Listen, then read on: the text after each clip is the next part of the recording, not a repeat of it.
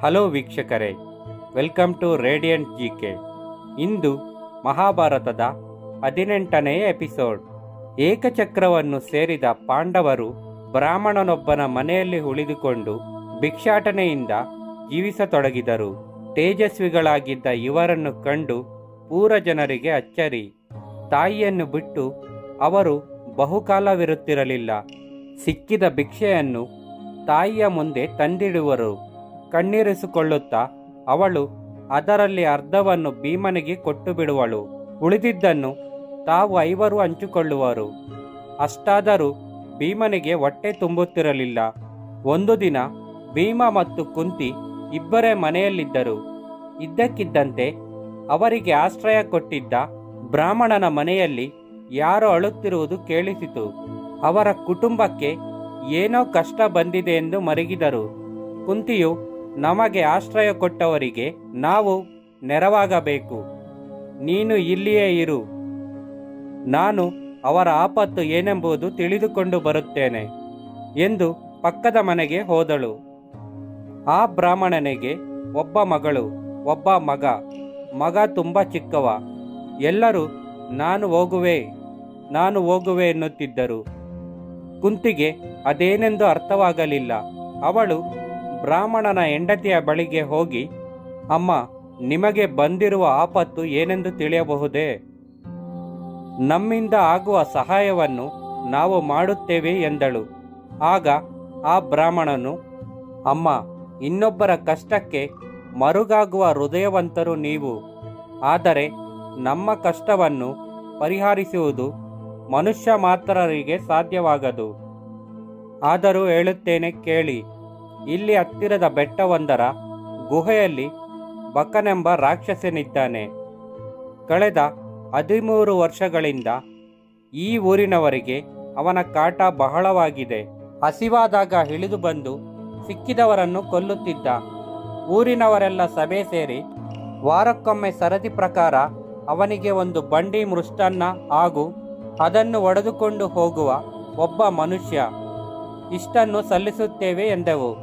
ಇದಕ್ಕೆ ಪ್ರತಿಯಾಗಿ ನೀನು ನಮ್ಮನ್ನು ಸಿಕ್ಕಿದ ಹಾಗೆ ಕೊಲ್ಲುವುದನ್ನು ಬಿಟ್ಟು ಹೊರಗಿನ ಶತ್ರುಗಳಿಂದ ನಮ್ಮನ್ನು ರಕ್ಷಿಸಬೇಕು ಎಂದು ಅವನೊಡನೆ ಒಪ್ಪಂದ ಮಾಡಿಕೊಂಡಿರುತ್ತೇವೆ. ಪ್ರತಿ ಬಾರಿಯೂ ಒಂದು ಕುಟುಂಬ ಈ ಹೊರೆಯನ್ನು ಹೊತ್ತು ಒಬ್ಬ ವ್ಯಕ್ತಿಯನ್ನು ಬಲಿ ಕೊಡಬೇಕು. ನಾಳೆ ಅವನ ಬಲಿಗೆ ಹೋಗುವುದು ನನ್ನ ಸರತಿ. ನಾನು ಹೋದರೆ ಕುಟುಂಬಕ್ಕೆ ರಕ್ಷಕರಿಲ್ಲವಾಗುತ್ತದೆ. ಇವಳು ಹೋದರೆ ಮಕ್ಕಳು ಅನಾಥರಾಗುತ್ತಾರೆ. ಆದ್ದರಿಂದ ಎಲ್ಲರೂ ಹೋಗಿಬಿಡುವುದು ಎಂದುಕೊಂಡಿದ್ದೇವೆ ಎಂದನು. ಅವರ ದುಃಖವನ್ನು ಕಂಡು ಕುಂತಿಗೆ ದುಃಖವಾಯಿತು. ಅವಳೆಂದಳು, ನನಗೆ 5 ಮಕ್ಕಳಿದ್ದಾರೆ. ನಾನು ಅವರಲ್ಲಿ ಒಬ್ಬನನ್ನು ಕಳಿಸುತ್ತೇನೆ. ಆಶ್ರಯ ಕೊಟ್ಟವರಿಗೆ ಇಷ್ಟಾದರೂ ಮಾಡದಿದ್ದರೆ ಹೇಗೆ? ಅದಕ್ಕೆ ಬ್ರಾಹ್ಮಣನು, ಅಮ್ಮ, ನೀವು ನನ್ನ ಅತಿಥಿಗಳು. ನನ್ನ ಜೀವ ಉಳಿಸಿಕೊಳ್ಳಲು ಬ್ರಾಹ್ಮಣರಾದ ನಿಮ್ಮನ್ನು ಬಳಿಕೊಡಲೇ? ದಯವಿಟ್ಟು ಇಂತಹ ಮಾತನ್ನಾಡಬೇಡಿ ಎಂದನು. ಕುಂತಿಯು ನಕ್ಕು, ನನ್ನ ಮಗ ಸಾಮಾನ್ಯನಲ್ಲ. ಅವನು ದೇವತೆಗಳ ಪ್ರೀತಿ ಪಾತ್ರನು, ಮಹಾಬಲಶಾಲಿ. ಅವನು ಈ ಬಕನನ್ನು ಕೊಲ್ಲುವುದು ಖಂಡಿತ. ನನ್ನ ಮಾತಿನ ಮೇಲೆ ನಂಬಿಕೆ ಇಟ್ಟು ನೀವು ಬಂಡಿ ಅನ್ನವನ್ನು ಸಿದ್ಧಪಡಿಸಿ. ಆದರೆ ಒಂದು ಮಾತು, ವಿಚಾರವು ಯಾರಿಗೂ ತಿಳಿಯಬಾರದು. ತಿಳಿದರೆ ಅವನ ಬಲ ಹೋಗಿಬಿಡುತ್ತದೆ ಎಂದಳು. ತುಂಬ ಒತ್ತಾಯ ಮಾಡಿದ ಮೇಲೆ ಬ್ರಾಹ್ಮಣನು ಇದಕ್ಕೆ ಒಪ್ಪಿಕೊಂಡನು. ಕುಂತಿಯು ಹಿಂದಿರುಗಿ ಭೀಮನಿಗೆ ಎಲ್ಲವನ್ನೂ ಹೇಳಿದಳು. ಆನಂದದಿಂದ ಕುಣಿಯುವಂತಾಯಿತು. ಆಹಾ, ಒಂದು ಬಂಡಿ ತುಂಬ ಮೃಷ್ಟನ್ನವೇ? ಅಮ್ಮ, ನೀನು ಅದೆಷ್ಟು ಒಳ್ಳೆಯವಳು. ಈ ಊರಿಗೆ ಕುತ್ತಾರಾಗಿರುವ ಈ ಬಕನನ್ನು ನಾನು ಕೊಲ್ಲುತ್ತೇನೆ. ಅಡಿಗೆ ರುಚಿಯಾಗಿರಲಿ ಎಂದು ಆ ಬ್ರಾಹ್ಮಣನಿಗೆ ಹೇಳು. ನನಗೆ ಬಹಳ ಹಸಿವಾಗಿದೆ ಎಂದನು. ಬ್ರಾಹ್ಮಣಿಯ ಅಡುಗೆ ಬಲು ರುಚಿ. ಅವಳ ಕೈಯು ಧಾರಾಳ. ಚಿಂತಿಸಬೇಡ, ನಡೆ, ಅವರಿಗೆ ಸಮಾಧಾನ ಹೇಳಿ ಬರೋಣ ಎಂದು ಹೇಳುತ್ತಾಳೆ. ಇಬ್ಬರು ಪಕ್ಕದ ಮನೆಗೆ ಹೋಗಿ ಅವರಿಗೆ ನಂಬಿಕೆಯಾಗುವಂತೆ ಧೈರ್ಯ ಹೇಳಿ ಬಂದರು. ಅಷ್ಟರಲ್ಲಿ ಹಿಂದಿರುಗಿದ ಧರ್ಮರಾಜನಿಗೆ ಕುಂತಿಯು ನಡೆದಿರುವುದೆಲ್ಲವನ್ನೂ ಹೇಳುತ್ತಾಳೆ. ಆಗ ಧರ್ಮರಾಜನು, ಏನಮ್ಮ ಹೀಗೆ ಮಾಡಿಬಿಟ್ಟೆ? ಭೀಮನೇ ನಮ್ಮೆಲ್ಲರ ಏಕಮಂತ್ರ ಆಧಾರವೆಂದು ನಿನಗೆ ತಿಳಿಯದೆ ಅಂಥವನನ್ನು ಯಾವುದೋ ರಾಕ್ಷಸನಿಗೆ ಬಲಿ ಕೊಡುವುದೇ? ಕಷ್ಟಗಳು ಹೆಚ್ಚಾಗಿ ನಿನಗೇನು ಬುದ್ಧಿಗೆಟ್ಟಿದೆಯೇ ಎಂದನು. ಕುಂತಿಯು, ಎಲ್ಲವನ್ನೂ ಯೋಚಿಸಿಯೇ ಮಾಡಿದ್ದೇನಪ್ಪ. ನನ್ನ ಮಗನ ಬಲ ನನಗೆ ಗೊತ್ತಿಲ್ಲವೇ? ಅವನು ನಮ್ಮೆಲ್ಲರನ್ನು ಸುರಂಗ ಮಾರ್ಗದಿಂದ ಕ್ಷೇಮವಾಗಿ ಸಾಗಿಸಿಕೊಂಡು ಬರಲಿಲ್ಲವೇ? ಅವನು ಹಿಡಿಂಬರನ್ನು ಮುಗಿಸಿದ್ದನ್ನು ಇಷ್ಟು ಬೇಗ ಮರೆತಿದ್ದೀರಾ? ಅವನು ನಾಗಲೋಕಕ್ಕೆ ಹೋಗಿ ಅಮೃತಪಾನ ಮಾಡಿ ಬಂದವನು. ಮೇಲಾಗಿ ನಮ್ಮ ಆಶ್ರಯದಾತರ ಕಷ್ಟದಲ್ಲಿ ನಾವು ನೆರವಾಗಬೇಡವೇ? ಅವನು ಈ ಬಕಾಸುರನನ್ನು ಕೊಲ್ಲುವುದು ಖಂಡಿತ ಎಂದಳು. ಧರ್ಮರಾಜನಿಗೆ ಅಸಮಾಧಾನವಾಯಿತು. ಮಾರನೆಯ ಬೆಳಗ್ಗೆ ಬ್ರಾಹ್ಮಣನ ಹೆಂಡತಿ ಅಡುಗೆಯನ್ನು ಮುಗಿಸಿದಳು. ಭೀಮನು ತುಂಬಿದ ಗಾಡಿಯನ್ನು ಒಡೆದುಕೊಂಡು ರಾಕ್ಷಸನಿದ್ದ ಗವಿಗೆ ಬಳಿಗೆ ಹೋದನು. ರಾಕ್ಷಸನನ್ನು ಕೂಗಿ ಕರೆಯುವುದಕ್ಕಿಂತ ಮುಂಚೆ ಊಟ ಮಾಡಿಬಿಡೋಣ ಎನ್ನನಿಸಿತು. ಗಾಡಿಯನ್ನು ಮರವೊಂದರ ಬಳಿ ನಿಲ್ಲಿಸಿ ಎತ್ತುಗಳನ್ನು ಕಟ್ಟುಹಾಕಿ ಊಟಕ್ಕೆ ಕುಳಿತನು. ಅಡುಗೆ ತಾನಂದಿಕೊಂಡಿರುವುದಕ್ಕಿಂತ ಹೆಚ್ಚು ರುಚಿಯಾಗಿತ್ತು.